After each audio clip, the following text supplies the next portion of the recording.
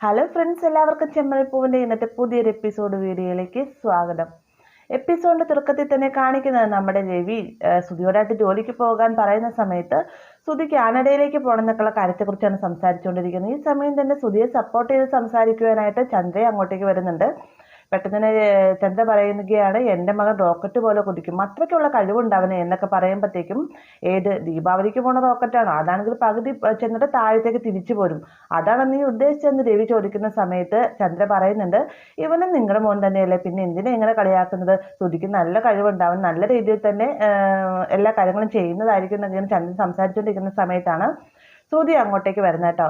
ശ്രുതിയെ കാണുമ്പോൾ തന്നെ ശ്രുതി ചോദിക്കുന്നുണ്ട്, ആ ശ്രുതി നീ അമ്മയ്ക്ക് എൻ്റെ സർപ്രൈസ് ആയിട്ട് മേടിച്ചിട്ടുണ്ടെന്ന് പറഞ്ഞില്ല, അത് എന്ത് ചെയ്യുന്നു ചോദിക്കുന്ന സമയത്ത് ശ്രുതി വേഗം ഒരു പാക്കറ്റ് എടുത്ത് ചന്ദ്രയ്ക്കായിട്ട് കൊടുക്കുകയാണ്. ഇത് കാണുന്ന സമയത്ത് ചന്ദ്ര ചോദിക്കുന്നുണ്ട്, ഇതെന്താ എന്ന് ചോദിക്കാൻ കേട്ടോ. ചന്ദ്രയുടെ പേരിലുള്ള പാർലറിന്റെ പേര് മാറ്റിയതിലുള്ള ഒരു ദേഷ്യത്തോടു കൂടി തന്നെയാണ് കേട്ടോ ശ്രുതിയോടായിട്ട് ചന്ദ്ര പെരുമാറുന്നത്. പെട്ടെന്ന് തന്നെ ശ്രുതി പറയുന്നുണ്ട്, ആൻറ്റി ഇതൊരു സാരിയാണെന്ന് പറയുമ്പോഴത്തേക്കും, സാരി എന്തിനാ എനിക്കിന്ന് ചന്ദ്ര ചോദിക്കുകയാണ്. ഈ ഒരു സമയത്ത് ശ്രുതി പറയുന്നുണ്ട്, ആൻറ്റി ഇതും സാധാ സാരിയല്ല, മലേഷ്യയിൽ നിന്ന് ഇളയച്ചൻ ആൻറ്റിക്ക് വേണ്ടി അയച്ചതെന്നാണെന്ന് പറയുമ്പോഴത്തേക്കും ചന്ദ്രയ്ക്ക് ഭയങ്കര സന്തോഷമാവാണ്. ഈ ഒരു സമയത്ത് രവി പറയുന്നുണ്ട്, അതിനെന്തിനാ മലേഷ്യയിൽ നിന്നൊക്കെ സാരി അയച്ചു തരുന്നത്? ഇവിടെ നിന്ന് അങ്ങോട്ടേക്ക് കയറ്റുമതി ചെയ്യുന്ന സാരികളല്ല അവിടെ മലേഷ്യയിൽ നിന്ന് കിട്ടുന്നത്, അത് ഇവിടുത്തെ സാരി തന്നെയാണ് അവിടെ മലേഷ്യൻ സാരി എന്ന് പറഞ്ഞ് കിട്ടുന്നതെന്നൊക്കെ രവി പറയുന്ന സമയത്ത്, ഇത് ആൻറ്റിക്ക് വേണ്ടിയിട്ട് സ്പെഷ്യലായിട്ട് മലേഷ്യയിൽ തന്നെ ഇളയച്ചനും ഇളയമ്മയും കൂടെ കൂടി ഉണ്ടാക്കിച്ചതാണ്, ആൻറ്റിയുടെ സ്കിന്നിന് ചേരുന്ന കളർ ഇതാണെന്നൊക്കെ ഞാൻ ഇളയച്ചനെ വിളിച്ച് പറഞ്ഞിരുന്നു, അതുകൊണ്ടാണ് ഇതേ കളർ എടുത്തത്, അപ്പോൾ എന്തായാലും ആൻറ്റിക്ക് ചേരുന്ന ഉറപ്പാണ്, ആൻറ്റി ഇതൊക്കെ ഒന്ന് വെച്ച് നോക്കിയെന്നും പറഞ്ഞുകൊണ്ട് നമ്മുടെ ശ്രുതി വേഗം തന്നെ പാക്കറ്റ് പൊട്ടിച്ചിട്ട് ചന്ദ്രയുടെ ദേഹത്തായിട്ട് സാരി വെച്ച് കൊടുക്കാണ്ട്. ഈ ഒരു സമയത്ത് ചന്ദ്ര പറയുന്നുണ്ട്, എനിക്ക് എന്തായാലും എല്ലാ കളറും ചേരും, പിന്നെ ഇതൊരു ഇത്രയും നാളും നാട്ടിലെ സാരിയിൽ എടുത്തുകൊണ്ട് നടന്നത്, ഇനിയിപ്പോൾ കുറച്ച് നാൾ മലേഷ്യയിലെ സാരി എടുത്തിറക്കാം എന്നൊക്കെ ഇങ്ങനെ വലിയ പൊങ്ങച്ച വർത്താനം പറയുകയാണ് ചന്ദ്ര. അപ്പോൾ ഏകദേശം ഒന്ന് ശ്രുതിക്ക് ആശ്വാസമാണ്, കാരണം നേരത്തെ സംഭവം ഒന്ന് പതുക്കെ ഒന്ന് തണുത്തിട്ടുണ്ടല്ലോ, അപ്പോൾ ആ ഒരു ആശ്വാസത്തിലാണ് ശ്രുതി നിൽക്കുന്നത്. അപ്പോൾ ഇവരിങ്ങനെ വർത്താനം പറഞ്ഞുകൊണ്ട് നിൽക്കുന്ന സമയത്ത് പെട്ടെന്ന് തന്നെ ചന്ദ്ര കൊണ്ടുവന്ന ബോക്സ് ഒക്കെ ഇങ്ങനെ മണക്കാണ്. എന്നിട്ട് പറയുന്നുണ്ട്, എവിടെ നിന്ന് ഇത്രയധികം മുല്ലപ്പൂവിൻ്റെ മണം വരുന്നത് എന്നൊക്കെ ചോദിക്കുമ്പോഴത്തേക്കും ശ്രുതിയും വേഗം ബോക്സൊക്കെ മണക്കും, അങ്ങനെ അവിടെ ഇവിടെയൊക്കെ നോക്കി മണക്കുക ചെയ്യുന്നുണ്ട്. എന്നിട്ട് പറഞ്ഞു, ആ ശരിയാളാമേ, എവിടെ നിന്നും നല്ല മുല്ലപ്പൂവിൻ്റെ മണം വരുന്നുണ്ട് എന്നൊക്കെ പറഞ്ഞുകൊണ്ട് നിൽക്കുന്ന സമയത്താണ് നമ്മുടെ രേവതി മുല്ലപ്പൊക്കെ ചൂടി വളരെ സുന്ദരിയായിട്ട് അകത്തേക്ക് കയറി വരുന്നത് കേട്ടോ. രേവതിനെ കാണുമ്പോൾ തന്നെ നമ്മുടെ ശ്രുതി ആക്ഷൻ കാണിക്കുന്നത്, അമ്മ അവക്കടെ തലയിലാണെന്ന രീതിക്ക് ആക്ഷൻ കാണിക്കുകയാണ്. അങ്ങനെ രവിയുടെ അടുത്ത് വന്ന് നിൽക്കുന്ന സമയത്ത് ചന്ദ്ര വേഗം രേവതിയുടെ അടുത്ത് ചോദിക്കുന്നത്, നീ എൻ്റെ തലയിൽ ഇത്രയധികം മുല്ലപ്പൂ വെച്ചേക്കുന്നത്, നിന്റെ കടയിലെ മുല്ലപ്പൂ വിറ്റ് പോകാത്തതുകൊണ്ട് ആ കടയിലെ മുല്ലപ്പൂ മുഴുവൻ നിന്റെ തലയിൽ വെച്ച് ചൂടിയതാണോ എന്നൊക്കെ ചന്ദ്ര കളിയാക്കുന്ന രീതിക്ക് സംസാരിക്കുകയാണ്. പെട്ടെന്ന് തന്നെ രേവതി പറയുന്നുണ്ട്, അല്ല ഇത് എനിക്ക് എൻ്റെ ഭർത്താവ് മേടിച്ചതെന്നാണെന്ന് പറയുന്ന സമയത്ത് ചന്ദ്രയും ശ്രുതിയെല്ലാം പരസ്പരം മുഖത്തോട് മുഖം നോക്കുക കേട്ടോ. ഈ ഒരു സമയത്താണ് നമ്മുടെ സച്ചി അകത്തേക്ക് കയറി വരുന്നത്. എന്നിട്ട് പറയുന്നുണ്ട്, അച്ഛ അമ്മ എല്ലാവരും വാ, പിന്നെ പാർലറെടുത്ത് നിങ്ങളും വന്നമ്മൊക്കെ പറയുമ്പോഴത്തേക്ക് എന്താടാന്ന് ചോദിക്കുകയാണ്. അച്ഛ പുറത്തൊരു വലിയൊരു സംഭവമുണ്ട്, പിന്നെ രേവതി ശ്രീകാന്തിന്റെ ഭാര്യയും കൂടി വിളിച്ചോളാൻ പറയുമ്പോഴത്തേക്കും രേവതി വേഗം വർഷയെ വിളിച്ച് വരുത്തുകയാണ്. ഈ ഒരു സമയത്ത് രവി ചോദിക്കുന്നത് എന്താ എന്ന് ചോദിക്കുന്ന സമയത്ത്, അച്ഛ പുറത്തൊരു വലിയ സർപ്രൈസ് ഉണ്ട്, അച്ഛ അമ്മയും കൂട്ടി വാ എന്ന് പറയുകയാണ് കേട്ടോ.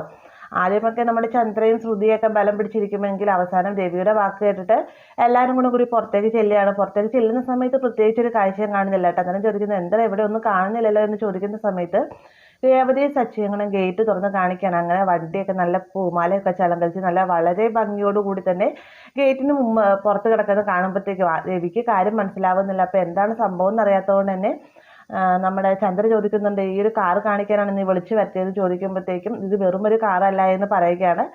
പെട്ടെന്ന് തന്നെ ചന്ദ്ര പറയണം, അതെ വെറുമൊരു കാറല്ല, നീ നേരത്തെ കാർ ഓടിച്ചുകൊണ്ട് നടന്ന് ഇവക്കളുടെ സമയദോഷം കൊണ്ട് അത് ഓട്ടോയാക്കി, ഇപ്പോൾ ഓട്ടോ വിറ്റ് വീണ്ടും ഇതേ കാറ് വാടകയ്ക്ക് എടുത്ത് നീ ജീവിക്കാൻ തീരുമാനിച്ചെന്നൊക്കെ ചോദിച്ചുകൊണ്ട് ചന്ദ്ര കളിയാക്കി സംസാരിക്കുമ്പോൾ രവി പറയുന്നുണ്ട്, അവന് പറയാനൊരു അവസരം കൊടുക്കും, നീ ഒന്നും മിണ്ടാതിരിക്കുക എന്ന് പറയുമ്പോഴത്തേക്കും സച്ചി പറയുന്നുണ്ട്, അച്ഛൻ ഇതെൻ്റെ സ്വന്തം കാറാണ്, എൻ്റെ ഭാര്യ എനിക്ക് വേണ്ടി മേടിച്ചു തന്നാണെന്ന് പറയുമ്പോഴത്തേക്കും ചന്ദ്രയുടെ ശ്രുതിയൊക്കെ കണ്ണൊക്കെ പുറത്തേക്ക് തള്ളി വരികയാണ് കേട്ടോ.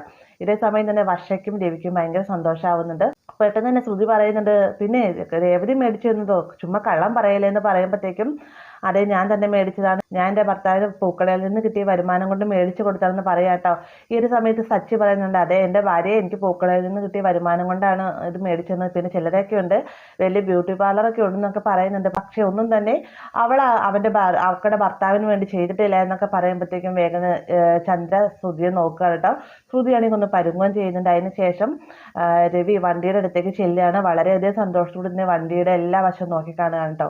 ഈ ഒരു സമയം തന്നെ ചന്ദ്രയും ശ്രുതിയും വർഷയും എല്ലാം തന്നെ വണ്ടിയുടെ അടുത്തേക്ക് ചെല്ലുകയാണ്. അതിനുശേഷം വണ്ടിക്ക് എത്ര ലക്ഷം രൂപയായി എന്ന് ചന്ദ്ര ചോദിക്കുമ്പോഴത്തേക്കും 10 ലക്ഷം രൂപയായി എന്ന് സച്ചിൻ മറുപടി പറയുകയാണ്.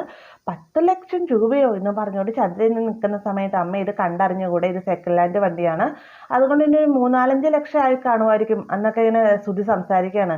എന്നിരുന്നാലും 3-4 ലക്ഷം ആണെങ്കിൽ ലക്ഷങ്ങൾ ഒപ്പിക്കണമെന്നാണെങ്കിൽ നല്ല കഷ്ടപ്പാട് തന്നെ വേണം. അതും കുറഞ്ഞ സമയം കൊണ്ട്. അതായത് നമ്മുടെ സച്ചി വണ്ടി വിറ്റ് ഓട്ടോ ഓടിച്ചിരുന്നിട്ട് കുറച്ച് നാളുകളായിട്ടുള്ളൂ. മാത്രമല്ല രേവതിക്ക് സച്ചി പൂക്കട ഇട്ട് കൊടുത്തിട്ടും വളരെ കുറഞ്ഞ നാളുകൾ. ഈ കുറഞ്ഞ നാളുകൾക്കുള്ളിൽ തന്നെ നമ്മുടെ രേവതി സച്ചിക്ക് വണ്ടി എടുത്ത് കൊടുത്തു എന്നാണെങ്കിൽ അത്രയധികം വരുമാനം അവിടെ നിന്ന് കിട്ടുന്നുണ്ടാവും. എന്നാൽ ഇത്ര നാളായി പാർലർ തുടങ്ങിയിട്ടും ഒരു 10 പൈസയുടെ ഒന്നും തന്നെ നമ്മുടെ ശ്രുതിക്ക് മേടിച്ചു കൊടുക്കാത്തതുകൊണ്ട് തന്നെ ചന്ദ്ര ശ്രുതിയെ തന്നെ രൂക്ഷമായിട്ട് നോക്കിക്കൊണ്ട് നിൽക്കുകയാണ്. ശ്രുതിയാണെങ്കിൽ എങ്ങോട്ട് പോകണമെന്ന അവസ്ഥയിൽ തന്നെ അവിടെ നിൽക്കുകയാണ് കേട്ടോ. അങ്ങനെ കാറിന്റെ കാര്യങ്ങളൊക്കെ ഇങ്ങനെ സംസാരിച്ചുകൊണ്ട് നിൽക്കുന്ന സമയത്ത് സച്ചി പറയുന്നുണ്ട്, എല്ലാവരും വന്ന് വേറൊരു സർപ്രൈസും കൂടി ഉണ്ട് എന്നും പറഞ്ഞുകൊണ്ട് വണ്ടിയുടെ പിൻവശത്തേക്ക് കൊണ്ടുപോവാണ്. എന്നിട്ട് കൈ ഇങ്ങനെ അവരെ പേര് എഴുതി വെച്ചേക്കുന്ന ഭാഗം കൈ കൊണ്ട് പൊത്തി വെച്ചേക്കാണ്. എല്ലാവരും വന്നതിന് ശേഷം സച്ചി കൈയെടുത്ത് മാറ്റുന്ന സമയത്ത് SR എന്നുള്ള പേര് കാണുമ്പോഴത്തേക്കും എന്താ രേവതി ചേച്ചി ഇതെന്ന് ചോദിക്കുന്ന സമയത്ത് S സച്ചി എന്നും R രേവതി എന്നാണ്, ഞാൻ രേവതിയുടെ പേരിടാമെന്ന് പറഞ്ഞാണ്. പക്ഷെ അവൾ സമ്മതിച്ചില്ല. അതുകൊണ്ട് തന്നെ ഞങ്ങൾ 2 പേരുടെ പേര് ചേർത്തിട്ടു എന്നൊക്കെ പറയുമ്പോഴത്തേക്കും രവിക്ക് ഭയങ്കര സന്തോഷമാവുന്നുണ്ട്. രവി പറയുകയാണ്, എന്തായാലും മോൻ നന്നായി, നിനക്ക് രേവതിയെ പോലെ ഒരു ഭാര്യയെ കിട്ടിയതിൽ വളരെയധികം അഭിമാനിക്കുക. അതുമാത്രമല്ല നല്ലത് ചെയ്യുന്നവർക്ക് എപ്പോഴും അവരറിയാതെ തന്നെ നന്മ തിരിച്ചു വരുന്നൊക്കെ പറഞ്ഞിട്ടില്ല, അതേ അവസ്ഥ തന്നെയാണ് നിൻ്റേത്. നീ ചെയ്യുന്ന നന്മയ്ക്ക് നീ അറിയാതെയാണ് തിരിച്ച് പ്രതിഫലം ലഭിക്കുന്നത്. അതുമാത്രമല്ല നിനക്ക് അതിൻ്റെ ഒരു പുണ്യമായിട്ട് കിട്ടിയതാണ് രേവതിനെയൊക്കെ എന്നിങ്ങനെ രവി പറയുന്ന സമയത്ത് ചന്ദ്രയ്ക്ക് ഇതൊന്നും പിടിക്കുന്നില്ല കേട്ടോ. ചന്ദ്ര ആ ഒരു സമയത്തും രൂക്ഷമായിട്ട് നോക്കിക്കൊണ്ടിരിക്കുന്നത് നമ്മുടെ ശ്രുതിയെ തന്നെയാണ്.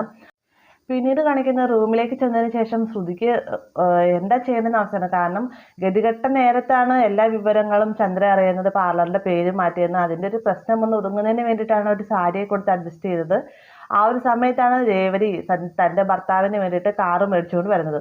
അപ്പോൾ എന്തായാലും ആൻറ്റി ഇവിടെ വരും, താനുമായിട്ട് സംസാരിക്കും, ഇനിയിപ്പോൾ എന്ത് ചെയ്യുമെന്നൊക്കെ ഇങ്ങനെ ചിന്തിച്ചുകൊണ്ട് നിൽക്കുന്ന സമയത്താണ് ചന്ദ്ര അങ്ങോട്ടേക്ക് വരുന്നത്. ചന്ദ്ര വന്നിട്ട് ശ്രുതി കണ്ടില്ല, ഇനി എന്തൊക്കെ കാണാതിരിക്കുന്നു എന്നൊക്കെ ചോദിക്കുന്ന സമയത്ത് എന്താ ആൻറ്റി എന്ന് ശ്രുതി ചോദിക്കുന്നുണ്ട്. നീ എന്താ ഇവിടെ നടക്കുന്നൊന്നും കാണുന്നില്ല, ആ പൂ കെട്ടുന്നവൾ അവക്കടെ ഭർത്താവിന് വേണ്ടിയിട്ട് വണ്ടി മേടിച്ചു കൊടുത്തു. സച്ചി അവൻ്റെ കാറ് വിറ്റ് ഓട്ടോ ഓടിച്ചുകൊണ്ട് നടന്ന സമയത്ത് ഞാൻ അവക്കടെ സമയദോഷം എന്ന് വിചാരിച്ചു. പക്ഷേ അവൾക്ക് സമയദോഷം നല്ല സമയമാണ് അവൾക്കിപ്പോൾ, അതുകൊണ്ടാണ് അവന് വേണ്ടിയിട്ട് വണ്ടിയൊക്കെ മേടിച്ചു കൊടുത്തതെന്നൊക്കെ ഇങ്ങനെ ചന്ദ്ര പറയുന്ന കൂട്ടത്തിൽ തന്നെ വളഞ്ഞു തിരിഞ്ഞ് വരുന്നത് നമ്മുടെ ശ്രുതിയുടെ കാര്യത്തിലേക്കാണ്. എന്നിട്ട് പറയുന്നത് ശ്രുതിക്ക് എന്തോരം കഴിവുകളുണ്ട്, എന്നിട്ട് ശ്രുതിക്ക് ഒന്നും തന്നെ ആവാൻ പറ്റുന്നില്ല. നീ കണ്ടില്ലേ സച്ചിക്ക് രേവതി എന്തൊക്കെയാണ് മേടിച്ചു കൊടുക്കുന്നതെന്ന്. സച്ചി രേവതിയെ നോക്കുന്ന പോലെയാണ് ശ്രുതി നിന്നെ നോക്കുന്നത്. അല്ല, സച്ചി ഇടയ്ക്ക് വെള്ളം അടിച്ചിട്ട് വരും. മാത്രമല്ല അവന് ഇപ്പം കാണുന്ന സ്വഭാവമായിരിക്കില്ല. ഇപ്പം ഭയങ്കര സ്നേഹത്തോടെയാണെങ്കിൽ കുറച്ച് ദിവസം കഴിയുമ്പോഴത്തേക്കും അവൻ ദേഷ്യപ്പെടും. അതേപോലത്തെ ഒരു മെനക്കെട്ട സ്വഭാവമാണ് അവൻ്റെ. പക്ഷെ ഇതൊന്നും എൻ്റെ സുതിമോൻ്റെ കയ്യിൽ. അവൻ നല്ലത് മാത്രമേ എല്ലാവർക്കും വേണ്ടി ചെയ്യാറുള്ളൂ. പക്ഷെ അവന് ഒരു രീതിക്ക് സപ്പോർട്ടായിട്ട് ആരുമില്ല എന്നൊക്കെ ചന്ദ്ര പറയുന്ന സമയത്ത് അതിന് ഞാൻ എന്ത് ചെയ്യാനാ ആൻറ്റി, ശ്രുതി ഒരു ജോലിക്ക് തന്നെ സ്ഥിരമായിട്ട് പോകുന്നില്ല എന്നൊക്കെ പറയുമ്പോഴത്തേക്കും നീ എന്താ ചെയ്യേണ്ടത്, നീ തന്നെയാണ് ചെയ്യേണ്ടത്. നീ ഒരു കാര്യം ചെയ്യണം, നീ നിൻ്റെ അച്ഛനെയോ ഇളയച്ഛനെയോ ആരെങ്കിലും വിളിച്ച് സംസാരിച്ചിട്ട് ശ്രുതിക്ക് നല്ലൊരു ബിസിനസ് തുടങ്ങാനുള്ള ഒരു സാഹചര്യം ഉണ്ടാക്കി കൊടുക്കണം. ശ്രുതിനെ ആരെങ്കിലും സപ്പോർട്ട് ചെയ്യാനുണ്ടെന്നൊരു തോന്നലുണ്ടെന്നാണെങ്കിൽ അവൻ വെച്ചൊരു ഉയരത്തിലേക്ക് കയറുന്നതായിരിക്കും. മാത്രമല്ല അവന് ബാക്കിയുള്ളവരുടെ കയ്യിൽ നിന്ന് ശമ്പളം മേടിക്കുന്നതിനേക്കാൾ ഇഷ്ടം മറ്റുള്ളവർക്ക് ശമ്പളം കൊടുക്കുന്നതാണെന്നൊക്കെ പറഞ്ഞുകൊണ്ട് ശ്രുതിക്കൊരു ബിസിനസ് ചെയ്ത് കൊടുക്കാനായിട്ട് ശ്രുതിയോട് അച്ഛനോട് സംസാരിക്കണം എന്ന രീതിക്കൊക്കെ ചന്ദ്ര സംസാരിക്കുകയാണ്. പെട്ടെന്ന് തന്നെ ശ്രുതി പറയുന്നുണ്ട്, ആൻറ്റി അച്ഛൻ ഇവിടെ ഇല്ല, അച്ഛൻ ടൂറിലാണ് എന്നൊക്കെ പറയുന്ന സമയത്ത് ചന്ദ്ര പറയുന്നുണ്ട്, ഏത് സമയത്ത് അദ്ദേഹം ടൂറിലാണ്, ഒരു ഫോൺ പോലും എടുക്കാതെയാണ് അദ്ദേഹം ടൂർ പോകുന്നത്. ഇത്രയും വലിയ ബിസിനസ്മാനായിട്ട് ബിസിനസിൻ്റെ കാര്യങ്ങൾ സംസാരിക്കാനായിട്ട് ഫോൺ കൊണ്ടുപോകാറില്ലേ എന്നൊക്കെ ചോദിക്കുമ്പോഴത്തേക്കും പെട്ട അവസ്ഥയിലാവുകയാണ് ശ്രുതി. വേഗം തന്നെ ശ്രുതി പറയുന്നുണ്ട്, അച്ഛനോട് ഞാൻ സംസാരിച്ചോളാം ആൻറ്റി എന്ന് പറയുമ്പോഴത്തേക്കും അതൊന്നും വേണ്ട, ഇപ്പം തന്നെ സംസാരിക്കുന്നത്, ഈ പിന്നത്തേക്ക് വെച്ച് കഴിഞ്ഞാൽ മറന്നു പോകുമെന്ന് പറയുകയാണ്. വീണ്ടും ശ്രുതി പറയുന്നുണ്ട്, വേണ്ട ആൻറ്റി ഞാൻ സംസാരിച്ചോളാം എന്നൊക്കെ പറയുന്ന സമയത്ത് നിൻ്റെ അച്ഛനല്ലേ ബിസിനസ്സിൻ്റെ ടൂറുള്ളൂ, നിൻ്റെ ഇളയച്ചനെ വിളിച്ച് ഞാൻ സംസാരിക്കാമെന്ന് പറയുമ്പോഴത്തേക്കും അതിലും വലിയ ഗതികെട്ട അവസ്ഥയിലേക്ക് ആവുകയാണ് ശ്രുതി പറയുന്നുണ്ട്, ഇളയച്ചനും ആൻറ്റിയും ഇവിടെ ഇല്ല, അവരെവിടെയോ ടൂറ് പോയിരിക്കുകയാണ്, അവർക്ക് എൻജോയ് ചെയ്യാനായിട്ട് ഫോണൊന്നും എടുക്കാതെയാണ് പോയിരിക്കുന്നത് എന്നൊക്കെ പറയുമ്പോഴത്തേക്കും ചന്ദ്ര വേഗം തന്നെ ശ്രുതിയുടെ അടുത്ത് വന്നിട്ട് പറയുന്നുണ്ട്, നിൻ്റെ ആരെയൊക്കെ പറ്റി എന്തൊക്കെ ചോദിച്ചാലും നീ അപ്പം തന്നെ പറയുന്ന അവർ ഫോൺ എടുക്കാറില്ല, ഇവിടെ ഇല്ല എന്നൊക്കെയാണ്. ഇത് എന്താ ശ്രുതി, ഇത് നിനക്ക് ശ്രുതിയുടെ കാര്യത്തിൽ ഒരു ശ്രദ്ധയില്ലേ എന്നൊക്കെ ചോദിക്കുമ്പോഴത്തേക്കും എനിക്ക് നല്ല ശ്രദ്ധയുണ്ട് ആൻറ്റി, ഞാൻ എന്തായാലും അച്ഛനോട് ഞാൻ സംസാരിച്ചോളാം, ആൻറ്റി പൊക്കോ, ഈ കാര്യങ്ങളെല്ലാം ഞാൻ സംസാരിച്ച് ഒത്തുതീർപ്പാക്കാമെന്നൊക്കെ പറയുമ്പോഴത്തേക്ക് ചന്ദ്ര പോവുകയാണ്. എന്നിട്ട് പകുതിക്ക് വന്ന് തിരിഞ്ഞു വന്നിട്ട് പറയുന്നുണ്ട്, എന്തായാലും ഇന്ന് തന്നെ ഇതിനെല്ലാം തീരുമാനം ഉണ്ടാക്കണം, നിന്റെ അച്ഛനോട് സംസാരിക്കണം, എന്നത്തെ പോലെ പിന്നത്തേക്കൊന്നും വെച്ചോണ്ടിരിക്കാൻ സാധിക്കുകയില്ല എന്നൊക്കെ പറഞ്ഞുകൊണ്ട് നമ്മുടെ ചന്ദ്ര ഒരു താക്കീത് പോലെ നമ്മുടെ ശ്രുതിയോട് പറഞ്ഞിട്ട് പോവാണ് കേട്ടോ. ശ്രുതിയാണെങ്കിൽ നിന്നടുത്തുനിന്ന് ഭൂമി പിളർന്നു പോയിരുന്നെങ്കിൽ എന്നൊരു അവസ്ഥയിൽ നിൽക്കുകയാണ്. ഇതേ സമയം തന്നെ നമ്മുടെ രേവതി അടുക്കളയിൽ ചായ ഉണ്ടായിക്കൊണ്ടിരിക്കുകയാണ്. ഈ ഒരു സമയത്താണ് ശ്രുതി അടുക്കളയിലേക്ക് ചെല്ലുന്നത് മറ്റൊന്നിനു വേണ്ടിയിട്ടല്ലേ, എവിടെ നിന്നാണ് രേവതി കാറ് മേടിക്കുക, എവിടെ നിന്നാണ് പൈസ കിട്ടിയതെന്നൊക്കെ അന്വേഷിക്കുന്നതിന് വേണ്ടിയിട്ടാണ്. ചെന്ന ഉടനെ തന്നെ ശ്രുതി ചോദിക്കുന്നുണ്ട്, രേവതി ചായ ഉണ്ടാക്കുകയാണ്, എനിക്കൊരു ഗ്ലാസ് ചായ തരാമോ എന്ന് ചോദിക്കുമ്പോഴത്തേക്കും തരാലോ എന്ന് രേവതി മറുപടി പറയുന്നുണ്ട്. പെട്ടെന്ന് തന്നെ ശ്രുതി ചോദിക്കുകയാണ്, രേവതി എനിക്കൊരു കാര്യം ചോദിക്കാനുണ്ടെന്ന് ചോദിക്കുന്ന സമയത്ത് എന്താണ് ഇത്രയും മുല്ലപ്പൂ തലയിൽ ചൂടിക്കുന്നതിന് ചോദിക്കാനാണോ എന്ന് രേവതി ചോദിക്കുകയാണ് കേട്ടോ. അതല്ല രേവതി, ഞാൻ കാറിനെ കുറിച്ച് അറിയാനാണ് വന്നതെന്നൊക്കെ പറഞ്ഞുകൊണ്ട് കാർ എവിടെ നിന്നാണ് കിട്ടിയത്, ആരാണ് മേടിച്ചതെന്നൊക്കെ ഇങ്ങനെ ഓരോരോ കാര്യങ്ങൾ ഇങ്ങനെ ശ്രുതി ചോദിച്ചുകൊണ്ടിരിക്കുന്ന സമയത്താണ് വർഷ പുറത്തേക്കൂടെ പാസ് ചെയ്ത് പോകുന്നത് കേട്ടോ. അപ്പോൾ ഇവരുടെ സംസാരം കേട്ടുകൊണ്ട് തന്നെ പന്തികേടല്ലാത്തതുകൊണ്ട് വർഷ അടുക്കളയുടെ വാതിൽക്കൽ നിന്നുകൊണ്ട് എല്ലാം ശ്രദ്ധിച്ച് കേട്ടുകൊണ്ടിരിക്കുകയാണ്. ഈ ഒരു സമയത്ത് ശ്രുതി ചോദിക്കുന്നുണ്ട്, എവിടെ നിന്ന് ഇത്രയധികം പണം കിട്ടിയത്, എന്തായാലും പൂക്കടയിൽ നിന്ന് വരുമാനം കൊണ്ട് ഇത് മേടിക്കാൻ സാധിക്കില്ല എന്നൊക്കെ പറയുമ്പോഴത്തേക്ക് പൂക്കൾ കെട്ടി തന്നെയാണ് ഞാൻ സച്ചേറിന് വണ്ടി മേടിച്ച് കൊടുത്തതെന്ന് രേവതി മറുപടി പറയുകയാണ്. അതെങ്ങനെ ശരിയാവും രേവതി, ഇത്രയധികം വരുമാനമൊന്നും പൂക്കടയിൽ നിന്ന് കിട്ടില്ലല്ലോ, നീ എങ്ങനെ കാറ് മേടിച്ചത് എന്നോട് പറ എന്നൊക്കെ ഇങ്ങനെ ശ്രുതി പറയുമ്പോഴത്തേക്കും കള്ളം പറഞ്ഞിട്ട് എനിക്ക് എന്ത് കിട്ടാനാ ശ്രുതി, ഞാൻ തന്നെയാണ് സച്ചേറിന് വണ്ടി മേടിച്ചു കൊടുത്തത്, കഴിഞ്ഞ ദിവസം പൂമാലയുടെ ഓർഡർ 500 പൂമാലയുടെ ഓർഡർ വന്ന് നീ കണ്ടതല്ലേ, അതിൽ നിന്ന് കിട്ടിയ വരുമാനത്തിൽ നിന്നാണ് ഇതൊക്കെ മേടിച്ചതെന്ന് പറഞ്ഞുകൊണ്ട് ഒരു പന്തികേടോട് കൂടിയ നോട്ടം നമ്മുടെ ശ്രുതിനെ നോക്കുകയാണ് രേവതി. ആ ഒരു ഭാഗത്തോടെയാണ് ഇന്നത്തെ എപ്പിസോഡ് അവസാനിക്കുന്നത്. വീഡിയോ ഇഷ്ടമായെങ്കിൽ ലൈക്ക് ചെയ്യാനും കൂടെ ചാനൽ സബ്സ്ക്രൈബ് ചെയ്യാനും മറക്കരുത്.